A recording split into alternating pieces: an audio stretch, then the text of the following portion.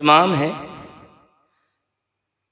वलीद ने बुलाया अब्दुल्ला इब्न उमर, हजरत अब्दुल्ला इब्न ज़ुबैर, हुसैन इब्न अली। कहा था उसने ख़त्मे की इन तीनों से जितनी जल्दी हो बैत ले लो। बैत क्या कह रहा था? बैत। अरे समझते हो बैत किसे कहते हैं? बैत कहते हैं, बै का माना है अपने आप को किसी के हाथ बेच डालना, अपने आप को सौंप देना। क्या मांग रहा था? हाथ दे दो। अरे जल्दी बोलो यार, क्या मांग रहा था? हाथ। बादशाह, मैं कहता हूं सुन, यजीद कभी बादशाह नहीं था। बादशाह मांगता नहीं है, जो मांगता हो वो बादशाह नहीं, वो भिखारी होता है। मांगने वाला भिखारी होता है। मेरा हुसैन कल भी बादशाह था, आज भी बादशाह है और कयामत तक बादशाह रहेगा। और दूर मत जाओ, अजमेर वाले ख्वाजा से पूछ लो, मेरे मोइनुद्दीन ने कहा था शाह हस्त हुसैन, बादशाह हस्त हुसैन, दी हस्त हुसैन, दी पना हस्त हुसैन, सरताज सरताज नताज दस्त दर दस्ते यजीद, हक्का के बिना ला इलाहा हस्त हुसैन। बात कह रहा था हाथ दे दो।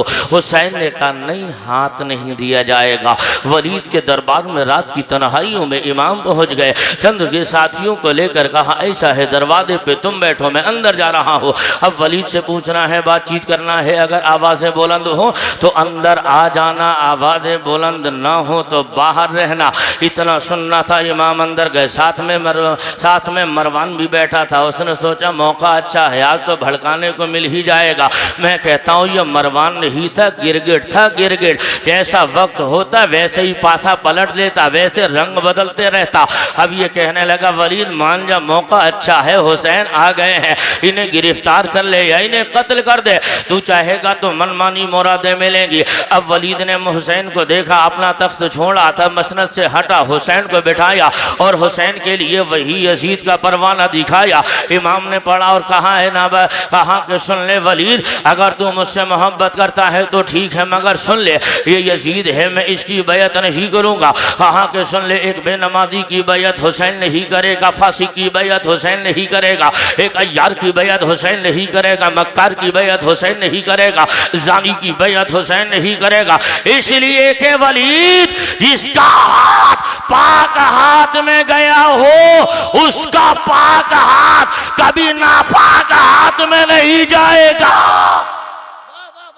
अब यही तो मिशन है हुसैन का। हालात से समझौता करना जरूरी नहीं है।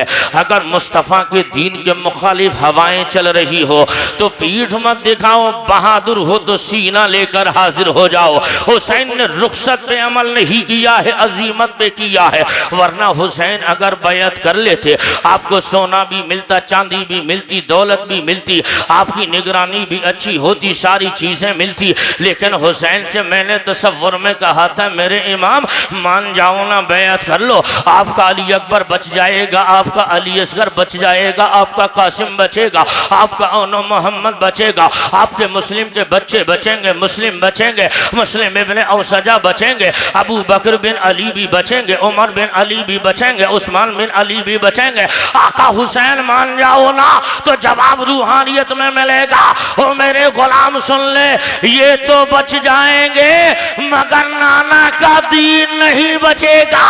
ये चाहते हैं तो चले जाएं, मैं तो चाहता हूं अगर सलामत रहे तो हम सलामत रहे या ना रहे, मगर मुस्तफा का दीन सलामत।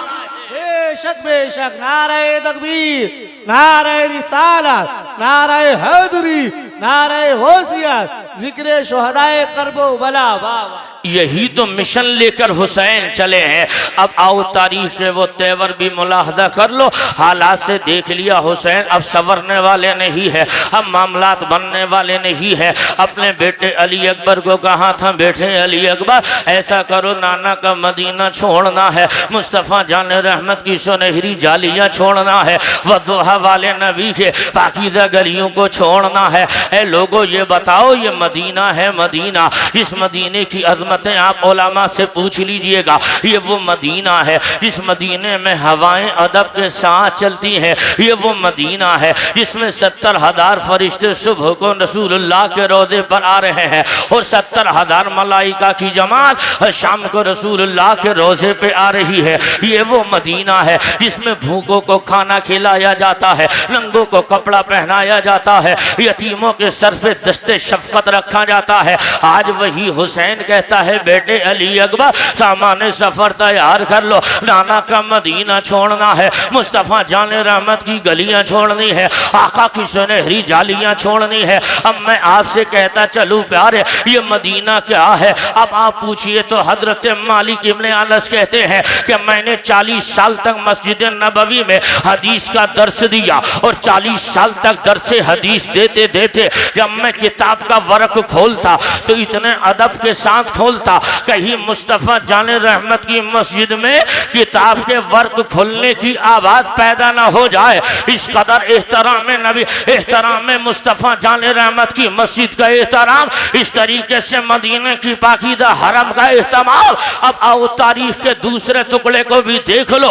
हजरत अल्लामा शेख सादी इरशाद फरमा रहे हैं कि मुस्तफ़ा जाने रहमत सल्लल्लाहु अलैहि वसल्लम के मवाजे शरीफ के बगल में मुल्तजिम के सामने एक बंदा रो रहा है, आंखों में आंसू है, सर पे रुमाल पड़ा हुआ है और चेहरे से अपने चेहरे को नकाब से ढके है और ज़ारो कतार रोए चला जा रहा है और कह रहा है मेरे मालिक मैं बड़ा गुनहगार हूँ, मालिक मैं बड़ा सियहकार हूँ, मालिक मैं बड़ा गुनहगार हूँ। मेरे मालिक पानी के बारिश के पानी के इतने कतरे नहीं जितने के मेरे गुनाह है, दरख्तों के जितने पत्ते नहीं जितने मेरे गुनाह है। ए परवरदिगार मुझे माफ कर दे। अब देखने वालों का बयान है हजरत शेख सादी ने कहा था जिस कदर दर्द भरी आवाज में रो रहा है पड़ोस में खड़े होने वाले भी रो रहे हैं। उन हाजियों ने कहा था ए परवरदिगार हम में तेरे बंदों का जिनका हज कबूल हो गया, जिनकी हाजिरी कबूल हुई है, उसकी हाजिरी के वसीले से इस बंदे के गुनाह को माफ कर दे, उस बंदे के गुनाह को माफ कर दे। अब कुछ देर रोता रहा, बेहोश हो गया और बेहोश होकर फिर होश आया। तब ये जवान फिर रोता रहा, मालिक मुझे परवरदिगार मुझे हश्र के दिन अंधा उठाना, मेरे गुनाह इतने हैं जितने कहते मेरे पास मेरे इतने गुनाह है, आसमान पर दरख्तों के पत्ते इतने नहीं जितने मेरे गुनाह, आसमान के बारिश के पानी के कतरे इतने नहीं जितने मेरे गुनाह है। मेरे मालिक मुझे माफ कर दे। शेख सादी कहते हैं अब आगे बढ़ने वाले उन हाजियों ने देखा कहाँ भाई कलेजा फटने वाला है, अपना चेहरा उठा और मुल्तजिम से लिपट लिपट के वो रोने वाला रोता रहा। जैसे चेहरा हटाया तो सन्नाटा छा गया। लोगों उस मदीने में रोने वाला कोई और नहीं हुसैन का बेटा ज़ैनुल आबिदीन था। वाह या रसूल अल्लाह। ये मदीना है, ये मदीना है जिसमें हवाएं अदब के साथ चल रही है। ये हुजूर का पाकीज़ा मदीना है जिसमें फ़ज़ाएं अदब के साथ चल रही है। अब इसी मदीने में हम भी पहुंचते हैं, आप भी पहुंचे। जब मदीने शरीफ हाजिरी हो तब देखिएगा उन लोगों से पूछो जिन्होंने मदीना देखा है, उनसे पूछो जिन्होंने सुनहरी जालियां देखी है, उनसे पूछो जिसने मुस्तफ़ा जाने रहमत का सब्ज़ गुंबद देखा है। हम तो यही दुआ करते हैं दिखा दे या इलाही वो मदीना कैसी बस्ती है जहां पे रात दिन मौला तेरी रहमत बरसती है। अब ये दुआ करने वाला दुआ करता रहा। अब जैसे ही मदीने मक्के में गया और मक्के जाकर के 8 दिन के लिए मदीने चला गया और जब 8 दिन के लिए मदीना गया और उन 8 दिन मदीने में रहा, 40 नमाजें हुजूर की मस्जिद में पढ़ी हैं और जब 40 नमाजें पढ़ी और पढ़ने के बाद में जैसे ही मुकम्मल हुई मुनादी ने निदा की, ऐलान हो गया फला नंबर की गाड़ी से जितने लोग आए हैं वो फला नंबर की बस में बैठकर जिद्दा एयरपोर्ट चले जाएं। अब मैं कहता हूं उन लोगों से पूछो जिन्होंने मदीना छोड़ा है, मदीने की रुखसती कैसी होती है, मदीना छोड़ना कितना मुश्किल काम है, मदीना छोड़ना कितना सख्त काम है। अब वो जवाब देगा कि जब मैं मदीने को छोड़ने की बात हुई मैंने अपने कदम को लड़खड़ाते हुए बस में रखा, आंखों से आंसू निकलने लगे। लगे। ज़ारो कतार रोता रहा और मैं बस में बैठ गया। मुड़ मुड़ के मदीना देखता रहा, जहाँ तक गुंबद खजरा नजर आया मुड़ मुड़ के देखता रहा, मैं रोता रहा। अब मैंने उससे कहा, ओ भाई ये तो बता आखिर रोने की वजह क्या है? तू मक्के में था, तूने काबा छोड़ा तब तेरी आंखों में आंसू नहीं थे, गारे हिरा गारे सौर छोड़ा तब तेरी आंखों में आंसू नहीं थे, मिज़ाबे रहमत छोड़ा तब आंसू नहीं थे, मकाम इब्राहिम छोड़ा तब आंसू नहीं थे, सफ़ा मरवा छोड़ा तब आंसू नहीं थे। जैसे ही इतना कहा तो मैंने कहा, यार ये तो बता, अब तू मदीने को छोड़ रहा है तो रो रहा है, ऐसा तो नहीं मदीने में तेरा कोई घर है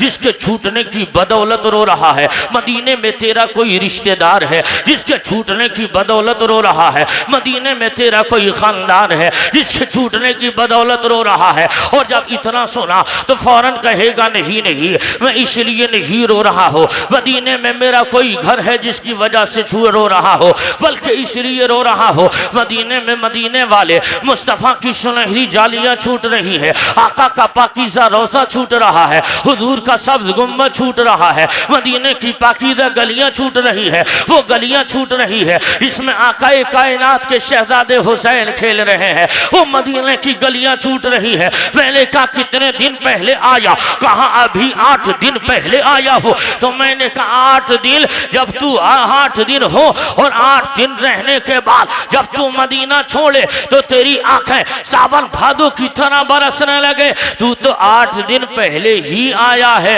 मगर मेरा हुसैन जो पैदा मदीना में हो रहा है, मेरा हुसैन जिसका बचपन मदीना में गुजरा, मेरा हुसैन जिसका लड़कपन मदीना में गुजरा, मेरा हुसैन जिसकी जवानी मदीना में गुजरी, मेरा हुसैन जिसकी शादी मदीना में हुई, मेरा हुसैन जिसकी माँ का मदार मदीना में, जिसके भैया का मदार मदीना में, जिसके नाना का मदार मदीना में, आज वो मदीना छोड़ेगा तो क्या गुजरेगी। हम 8 दिन के हैं तो रोते हैं, जिस पैदा मदीना में हो वो छोड़ेगा तब क्या गुजरेगी। इमाम आगे बढ़े, सैयदा तैयबा के रोज़े पर गए हैं, माँ तेरा बेटा हुसैन आया है जिसको कुरान की लोरियां सुना सुना के दूध पिलाया था, माँ वही हुसैन आया है। एक लम्हे के लिए तेरे सामने से ओझल हुआ, माँ तू परेशान हुई, अब तेरा बेटा हुसैन क़यामत तक नहीं आएगा, अब हुसैन आएगा नहीं। अपने लख्ते जिगर का सलाम ले ले, अपने लख्ते जिगर को अलविदाई सलाम ले ले।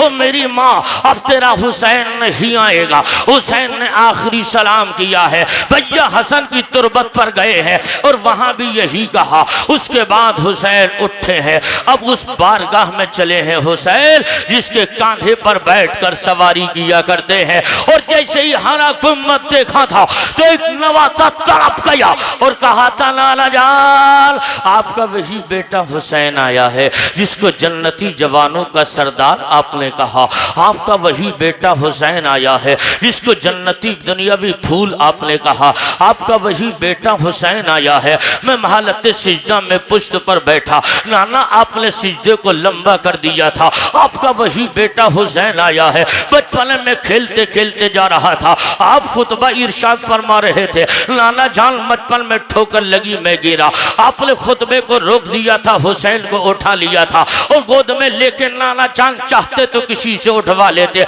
लेकिन आपने खुतबा रोका था, हुसैन को उठाया था। फिर फजाइल बयान किए थे, जहां से खुतबा छोड़ा था वहीं से फिर शुरू कर दिया, नाना आपका वही हुसैन आया है। दिल तो नहीं चाहता मदीना छोड़ो, दिल तो नहीं चाहता मदीना छोड़ो, लेकिन मजबूर कर दिया गया हूँ मदीना छोड़ने पे। नाना मदीना छूट रहा है, आका मदीना छूट रहा है। अब ये अपने नाना को एक नवासा दिल की दास्तान सुना रहा है, एक बेटा अपने लाला को रो रो कर कहानी सुना रहा है। और मैं कहना चाहता हूँ लोगों, पैगंबर का रूह तड़प रही होगी और मुस्तफा चाले रहमत के रोज़े पे अब यह हुसैन सारों कतार रोते हुए अब तारीख में लिखा गया। हुसैन के अभी आंखों में नींद की झपकी लगी है और जैसे ही झपकी आई है तो क्या देखा, ख्वाब देखा, नजर आया मुस्तफा जाने रहमत के रोज़े से दोनों हाथ निकले हैं और हुसैन की पुश्त पर हाथ मार कर कहा था, ओ बेटे हुसैन उठो, तुम किसी बुज़दिल बाप के बेटे नहीं, तुम अली के बेटे हो, अली के।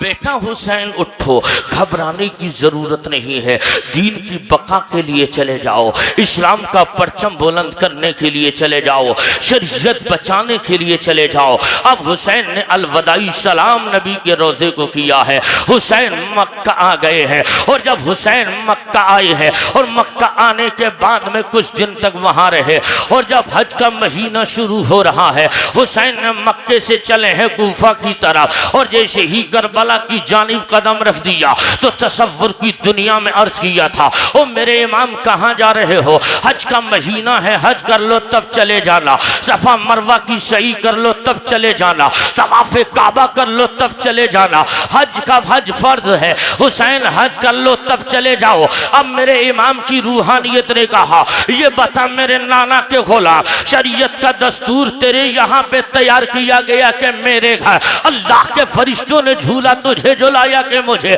मैंने कहा आका आपको फरिश्ते जन्नती लिबास आपके लिए लाए, शरीयत का निजाम आपके घर मुरत्तब किया गया। तो मेरे इमाम ने कहा नाना की शरीयत में जिंदगी में एक मर्तबा हज करना फर्ज है और जिन अल्लाह के बंदों पर हज करना फर्ज है वो हज करने के लिए मक्का आ रहे हैं। हुसैन पर हज फर्ज था, वो अदा कर लिया है। हुसैन पर हज फर्ज नहीं है, हुसैन पे नाना का दीन बचाना फर्ज हो गया है। हुसैन दीन बचाने चला है, हुसैन इस्लाम बचाने चला है, हुसैन कुरान का तकद्दुस बचाने चला है, इस्लाम की अदमत को बचाने हुसैन जा रहा है। अब इधर मुस्लिम बिन अकील को खतूत के जरिए पहले भेज दिया था, उसके बाद में हुसैन चले जा रहे हैं। जब हजरत मुस्लिम और उनके बच्चों को बेदर्दी के साथ जैसे ही कूफा की सरजमीन, कूफा की दारुल खिलाफा की छत से उन हजरत मुस्लिम और उनके मुस्लिम को शहीद किया गया, उनके बच्चों को दरिया के किनारे बेदर्दी के साथ शहीद कर दिया गया। हुसैन करबल की जमीन पर आए हैं, जनाबे हुर 1000 सिपाहियों को लेकर हजरत इमाम का रास्ता रोक रहे हैं। इमाम को रोक लिया, इमाम रुके हैं, इरशाद फरमाते हैं बेलिए बेटे अली अकबर रुक जाओ, सामने हुर का लश्कर है। हुर आया, कहने लगा हुसैन अगर आप चाहो तो मैं आपको जाने नहीं दूंगा, लेकिन हुसैन मुझे गिरफ्तारी का हुक्म है और मैं यहाँ का गवर्नर हूँ, मुझे मानना पड़े तो कमांडर हूँ, मुझे मानना पड़ेगा। ऐसा है हुसैन, या तो ऐसा करो ये जो सामने आबादी दिख रही है इसके फला अकब के रास्ते से निकल जाओ, मैं तुम्हारा ताक़ुब नहीं करूँगा, अपने साथियों को अलग लगा दूंगा। लेकिन हुसैन ने कहा था ये ज़मीन क्या है? कहा इसी ज़मीन का नाम करबला है। तो मेरे इमाम ने कहा था ये और तुझे मालूम नहीं, इसी ज़मीन से मेरे बाबा अली गुजरे थे तो सिफ़ीन की लिए जा रहे थे, इसी ज़मीन पे रुके थे और यहाँ 2 रकात नमाज अदा की थी और कहा था देखो यहाँ मेरे हुसैन का खेमा लगाया जाएगा, यहाँ पे घोड़े बांधे जाएंगे, यहाँ पे अली अकबर मारा जाएगा, यहाँ अली असगर मारा जाएगा, यहाँ कासिम की जवानी कटेगी, यहाँ अब्बास का बादू कटेगा। कहा ऐसा है यही रुक जाओ, हमारी मंजिल यही है। हुसैन ने कहा बेटे अली अकबर आजान कहो, आजान कही जा रही है। इमाम के लिए जब सफेद तैयार हो गई तो इमाम ने कहा था हुर बता तन्हा पड़ेगा या जमात से पड़ेगा? तो हुर के सामने 2 मसाले आ गए हैं। एक मसाला ये है अगर तन्हा पड़ी तो इमाम बरहक की मौजूदगी में होगी नहीं, और अगर जमात से पढ़ ली जा तो मुक्तदी होने का हक अदा करना पड़ जाएगा, मुक्तदी होने का हक अदा करना पड़ेगा। इतना सुना, इमाम सोचते रहे 2 रास्ते हैं, जाएं तो किधर जाएं। किस्मत बुलंदियों पे थी, खड़े हो गए अल्लाह अकबर कहते हुए। 3 नमाजों की जमात, 3 जमातों से 3 वक्त की जमात के साथ में हजरत हुर शरीक हो गए। उसके बाद में मुहर्रम की 1 तारीख आई है, हुसैन करबला में शिफ्ट कर दिए गए हैं। नहर फुरात से काफ़ी दूरी पर खेमे लगाए हैं और जब खेमे लग गए हैं और इधर सामने यजीदियों के खेमे हैं, इधर हुसैनियों के खेमे हैं, वार्ता चल रही है। हो सकता है रास्ता निकल जाए, वार्ता हो रही है, हो सकता है सुलह का कोई रास्ता निकले, लेकिन रास्ता नहीं निकलने में आ रहा है। जब 7 तारीख हो गई, हुसैन पे पानी बंद कर दिया गया। इब्ने ज़ियाद ने कहा पानी बंद करो, अमर इब्ने साद ने पानी बंद करा और शिमर जिलजोशन और खोली भी लगे रहे। अब ये वही अमर इब्ने साद है। इमाम ने 7 तारीख को पानी बंद कर दिया गया, लेकिन उन्हें क्या मालूम है इनकी रगों में अली का खून है, इनकी रगों रगों में फातिमा का दूध खून बनकर गर्दिश कर रहा है। ये नबी के लख्ते जिगर, नबी के लाडले हैं, इनकी शान पूछना है। अरे इनके बाप अली का जवाब नहीं, इनकी माँ का कोई जवाब नहीं, इनके नाना का कोई जवाब नहीं, इन पे पानी बंद किया जाएगा। अरे अल्लाह का ये निज़ाम है, जो अल्लाह जिससे ज्यादा मोहब्बत करता है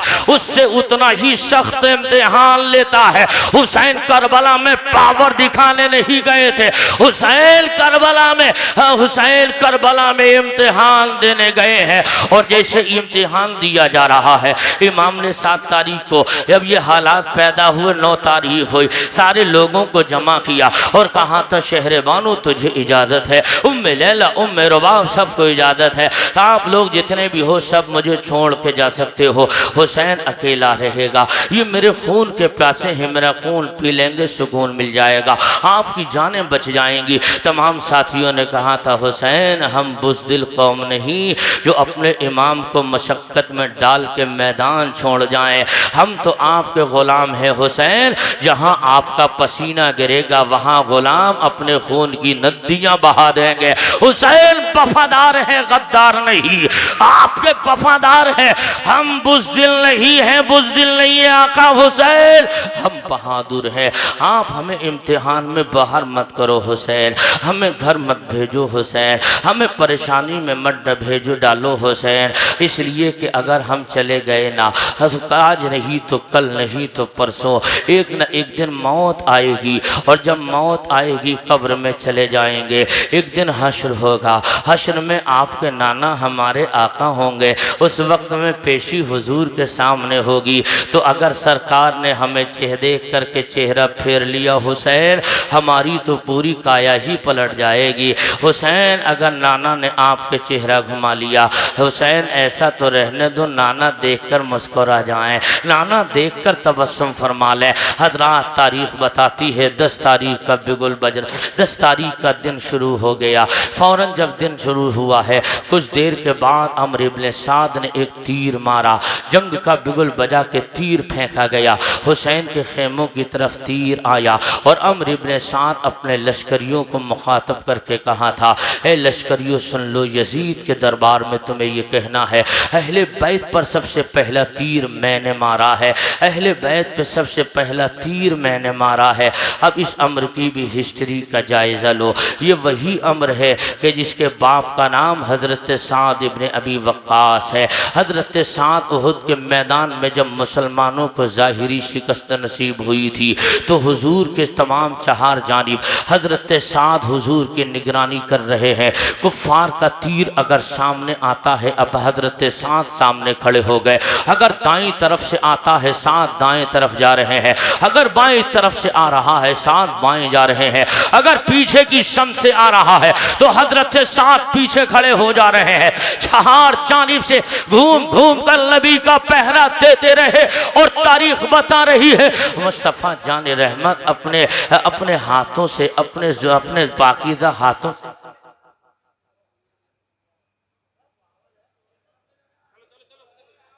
आप इधर तवज्जो रखें, इधर तवज्जो रखें, मोहब्बत से बोलिए लब्बैक या हुसैन, आवाज बुलंद हो, गुलामाना अंदाज में बोलिए लब्बैक या हुसैन। अब जनाबे पैगम्बर दो जहां सल्लल्लाहु ताला अलैहि वसल्लम का ये लफ्ज़े जिगर इरशाद फरमा, जैसे ही मुस्तफ़ा जान रहमत पर जब 4 जानिब से दुश्मनों के हमले हो रहे हैं, इधर से हज़रत साद कभी आगे जा रहे हैं, कभी पीछे जा रहे हैं, कभी दाएं जा रहे हैं, कभी बाएं जा रहे हैं, और हुजूर अपने हाथों से तीर निकाल कर कमान में लगा रहे हैं और लगा कर हज़रत साद को दे रहे हैं, और हज़रत साद इब्न अबी वक्कास दुश्मनों की जानिब वो तीर फेंक रहे हैं और ज़बाने रिसालत चल रही है। उलमा तवज्जो कर, ज़बाने नबुव्वत चल रही है और आका तीर लगा लतीर निकाल कर दे रहे हैं और हज़रत साद छोड़ते जा रहे हैं और मुस्तफ़ा बोल रहे हैं साद तेरे ऊपर मेरे माँ बाप कुर्बान हो जाए, तेरे ऊपर मेरे माँ बाप कुर्बान हो, मैं कहना चाहता हूँ ऐसा तेरी किस्मत का क्या ठिकाना, तुझ पर कोई आम इंसान नहीं, अल्लाह का नबी अपने माँ बाप तेरे ऊपर कुर्बान करने की बात कह रहा है। वाह वाह वाह वाह, बेशक नारे तकबीर, नारे रिसालत, नारे हैदरी, नारे गौसियत, जिक्र शुहदाए करबो बला। वाह वाह। ए मेरे भाइयों, अब यही जंग का बिगुल बज गया है। उसके बाद आहिस्ता आहिस्ता दिन 10 तारीख का निकला है। ये के बाद दीगर मुस्तफ़ा जाने रहमत के गुलशन के फूल हुसैन के आवानो अंसार ये के बाद दीगर जामे शहादत नोश करते चले जा रहे हैं और शहादत का जाम पी रहे हैं। अब मैं आपसे कहना चाहता हूँ लोगों, अगर तुम्हारे सीनों में धड़कने वाला पत्थर का नहीं गोश्त का दिल है तो हसनैन रज़ा मंजरी के इन जुमलों को दिल की डायरी पे नोट करते चले जाना। ये हुसैन है हुसैन। अगर तुम्हारे यहाँ किसी एक जवान बेटे का इंतकाल हो जाए तब उससे पूछो बूढ़े बाप के वक्त से पहले कमर टेढ़ी हो जाती है। ऐसा लगता है वक्त से पहले बुढ़ापा आ गया है। जब उस जवान के जनाजे को तैयार कर दिया गया और तैयार करने के बाद जब कब्र में उतारने का नंबर आया, आप अपने माशरे का जायजा ले लीजिएगा। जब उस जवान को कब्र में उतारने की बारी आई है तो बाप एक साइड में खड़ा हो गया। उस बच्चे की कब्र में या तो चचा का उतर रहा है, या रिश्ते का मामू उतर रहा है, या खानदान का कोई भाई उतर रहा है। दूसरे लोग कब्र में उतारने के लिए उतर रहे हैं। अब मैं उस बाप से कहना चाहता हूँ, ओ बाप, ये तेरा तो लख्त जिगर है, इसको तूने सीने से लगा लगा के पाला है। इसके लिए तूने ना दिन को दिन जाना ना रात को रात जानी है, और रात दिन मेहनत और मशक्कत करते रहा। अब तो तेरा बेटा दुनिया छोड़ गया है, आखिरी बार अपने हाथों से बेटे को उतार कर कब्र में लिटा दे। तो ये बाप कहेगा, मौलाना हसनैन, अब मेरे बाजुओं में इतनी ताकत नहीं कि जवान लाशे का बोझ उठा सको। मैंने कहा यार तेरा बेटा है, उतार दे। कहा बेटा है, मगर अब मेरे पास कलेजा इतना मजबूत नहीं है, जिसका बचपने में बोझ उठाया था अब हाथों से कब्र में नहीं उतार सकता। तो मैंने दिल में सोच लिया, वाह रे हुसैन, तेरे इस्तिकामत को लाखों सलाम, तेरे हौसले को लाखों सलाम, तेरे सब्र को लाखों सलाम। 56 साल उम्र है, 3 दिन का भूखा भी है, प्यासा भी है। कभी भाई अबू बकर बिन अली का जनाजा कांधे से ढो रहा है, अभी उमर बिन अली का जनाजा कांधे से ला रहा है, अभी उस्मान बिन अली का जनाजा ला रहा है, अभी मुस्लिम बिन औसजा का जनाजा ला रहा है, अभी औनो मोहम्मद का जनाजा ला रहा है, अभी अब्बास का जनाजा लेकर आ रहा है, कभी कासिम की जमानी को कांधे पे रख के ला रहा है, कभी गोद में 6 महीने के बेटे को लेकर आ रहा है। हुसैन यहाँ तो एक मर जाए ना तो महीनों घर से मातम खत्म नहीं होता है, हाँ फुगा बंद नहीं होती है। और तेरा तो पूरा कबीला दोपहर तक उजड़ गया, तेरा तो पूरा खानदान दोपहर तक दुनिया से चला गया है। हुसैन क्या हो गया है? हुसैन पहाड़ नहीं। अगर ये मुसीबतें पहाड़ पे आती तो पहाड़ अपनी जगह से हिल जाता, लेकिन ये हुसैन था। हुसैन इतनी परेशानी उठाने के बावजूद चेहरे पे शिकन नहीं आई है। हजरात याद रख लीजिएगा, यही खेमे हैं। इन खेमों में कभी ज़ैनब देख रही है। अब मर्दों की पोजीशन भी सुन लियो। ये मर्द होता है, मर्द कितना हो परेशान हो, हल्की फुल्की परेशानी में रोता नहीं है, हल्की फुल्की परेशानी में आंसू नहीं निकलते हैं, बल्कि जब हद से तजावुज़ हो जाए तब कहीं जाके इसके आंसू निकलते हैं। उसके बावजूद ये मर्द घरों में नहीं रोता, ये खेतों की मेड़ों पे छुप छुप के रोता है, ये बगीचों में जाकर तन्हाइयों में रोता है, ये कभी घर वालों के सामने रोता नहीं है। लेकिन मैं कहना चाहता हूँ, जब आंसू मर्द के निकले के समझो कि बड़ा टूटा हुआ है, वरना आसानी से नहीं निकलते। औरतों के जरूर निकलते हैं। आज थोड़ी सी बात हो तो रोने लगे, थोड़ा सा गम लगे तो रोने लगे, थोड़ी परेशानी हो तो रोने लगे। लेकिन मर्द होता है, मर्द वो आसानी से रोता नहीं। इमाम है, कभी इस खेमे में है, कभी इधर है, कभी उधर है। हजरत ज़ैनब देख रही हैं, और जैसे ही ज़ैनब ने देखा अपने भैया हुसैन की तरफ बढ़ी, और सैयदा ज़ैनब बड़ी चली जा रही है। हुसैन दूसरे खेमे से निकल रहे हैं। जैसे ही इधर से बहन की कदमों को आहट को देखा, हुसैन ने रास्ता बदल दिया, और जब हजरत सैयदा ने पलट कर हुसैन के सामने खड़ी हो गई और कहा, भैया हुसैन कब तक रास्ता बदलोगे? बहन तुम्हारा पीछा छोड़ने वाली थोड़ी है, जब तुम्हें वहां नहीं छोड़ा तो करबला में अकेले कैसे छोड़ेगी? आपकी बहन हाजिर है। कहा, बहन क्या कहना चाहती हो? तो सैयदा ज़ैनब ने कहा था, ओ भाई जान सुनो तो सही, आपकी रगों में उसी बाबा अली का खून है, मेरी रगों में उसी अली का खून है। आपकी रगों में भी फातिमा का दूध खून बनकर दौड़ रहा है, मेरी रगों में माँ फातिमा का दूध खून बनकर दौड़ रहा है। आप भी नबी के नवासे हो, मैं भी नबी की नवासी हो, लेकिन भैया हुसैन हमारे घर का दस्तूर ये है, हमारे घर का रिवाज ये है, हमारे घर की कहानी ये है, हमारे घर का आईन ये है। हमारे यहाँ अपना हो या बेगाना, दोस्त हो या दुश्मन हो, हमारे घरों में चूल्हा जले या ना जले, अगर साहिल कोई आ जाता है तो हमारे घर की शान ये है, अपने आप खाएं या ना खाएं मगर साहिल को कभी खाली नहीं लौटाते हैं। हुसैन तुम उसी माँ के बेटे हो, हुसैन तुम उसी बाप के बेटे हो, हुसैन तुम उसी नाना के नवासे हो। कहाँ बहन क्या कहना चाहती हो, कहाँ मैं ये कह रही हूँ भैया हुसैन, आज तेरे दरवाजे पर तेरी बहन सैयदा ज़ैनब खड़ी है, तुझसे कुछ मांगना चाहती है। इमाम की आंखों से आंसू निकले और इमाम ने जहन में ख्याल आया होगा, ए बहन ज़ैनब अगर मांगना था तो मदीने में मांग लेती, अगर मांगना था तो मक्के में मांग लिया होता, और मांगा भी है तो कहाँ मांगा है, मांगा भी है तो कहाँ मांगा है। फिर तड़प गई ज़ैनब, कहा था भैया दोगे ना, वादा करो भैया, माँ मना तो नहीं करोगे, अपनी बहन को खाली लौटाओगे तो नहीं, आपको अम्मी का वास्ता खाली तो नहीं वापस करोगे, आपको बाबा अली का वास्ता खाली तो नहीं लौटाओगे। अब इमाम कहते हैं बहन मांग क्या मांग रही है, इतना सुनना था। सैयदा ने आवाज लगाई है, ओ बेटे औनो मोहम्मद करीब आ जाओ, औनो मोहम्मद करीब आ रहे हैं, सर पे नन्ना नन्ना इमामा बांधा है, हाथ में छोटी छोटी तलवारें हैं, आकर के करीब दोनों बच्चे हो गए। सैयदा ने कहा था बेटो अपने मामू के कदमों को चूमो, अपने मामू को हाथों को चूमो, और कहा था भैया हुसैन इन बच्चों को इस्लाम पे कटने की इजाजत दे दो, इन बच्चों को इस्लाम पे मिटने की इजाजत दे दो,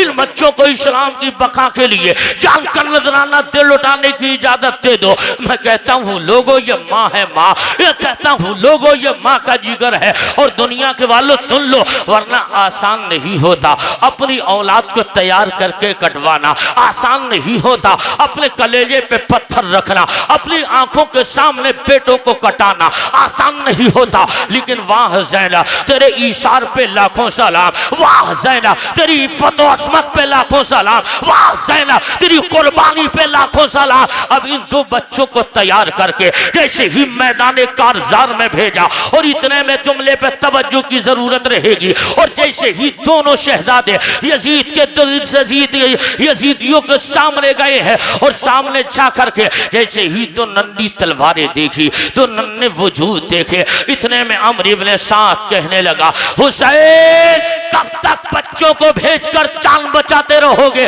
तब इन तो नन्हे मुजाहिदों ने पूरी यजीदी फौज के अंदर खलबली मचाते हुए कहा था, ओ नाबकार अम्र इब्ने साद कान खोल के सुन ले, तू हम बच्चों का बचपना ना देख, हमारा हौसला देख ले, हौसला।